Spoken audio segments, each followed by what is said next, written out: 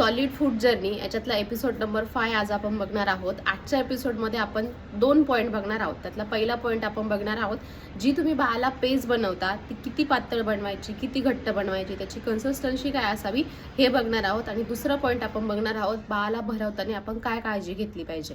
पहिल्यांदा आपण बघूया की बाळाला जी तुम्ही पेज बनवता त्या पेजची कन्सिस्टन्सी काय असावी. ही मी माझ्या बाळाची पेज बनवली आहे.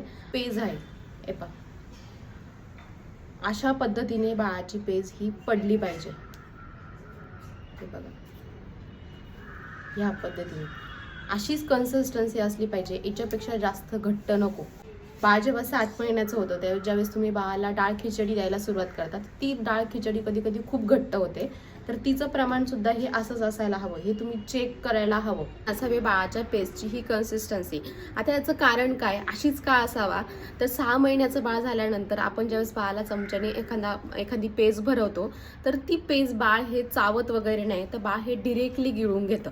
आणि अशा केसमध्ये काय होतं, जर बाळाला कधी सर्दी झालेली असेल, बाळाचं नाक जर पॅक असेल आणि जर तुम्ही एकदम घट्ट पदार्थ जर तुम्ही बाळाला भरला, तर तो बाळाच्या घशामध्ये अडकला, नाक पण बंद, जर घशामध्ये अडकला तर घसा तोंड पण बंद होईल आणि मग बाळाला श्वास घेता येणार नाही. अशा कंडिशनमध्ये हॉस्पिटलला जायची सुद्धा गरज येते.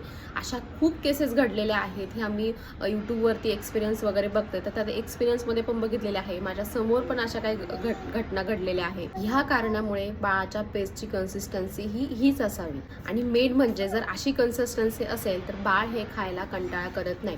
आता ही कन्सिस्टन्सी किती दिवस ठेवायची, 6 महिन्यापासून तर 12 महिन्यापर्यंत. कारण माइंडमध्ये हे बसलेलं असतं, आई कोणता पदार्थ चमच्याने भरतो तर तो हा पातळच असतो आणि तो आपण डायरेक्ट गिळून घ्यायचा असतो.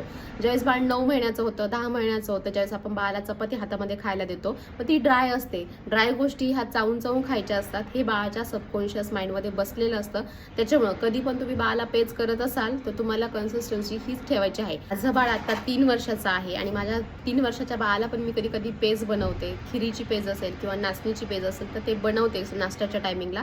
तिची कन्सिस्टन्सी सुद्धा ह्याच पद्धतीची असते. मग ती आता मोठी झाली आहे, चावून खाते, तरी पण मी पेज बनवताना हीच कन्सिस्टन्सी ठेवते. दुसरा पॉईंट आणि तो खूप महत्त्वाचा, तो म्हणजे असा, ज्यावेळेस मी बाळाला पेज भरवता तर बाळ हे बसण्याच्या पोझिशनमध्येच पाहिजे. पूर्णपणे झोपलेले नको, अशा पद्धतीने बाळ झोपलेलं नको. घ्यायचे आहे, उशी घ्यायची आहे, उशीवरती डोकं ठेवायचे आहे आणि मग बाळाला भरवायचं आहे. ही काळजी घ्यायची आहे. जे बाळाला तुम्ही अन्न भरवताय ते डिरेक्टली बाळाच्या पोटामध्ये जावं, कुठं इथं अडकू नये.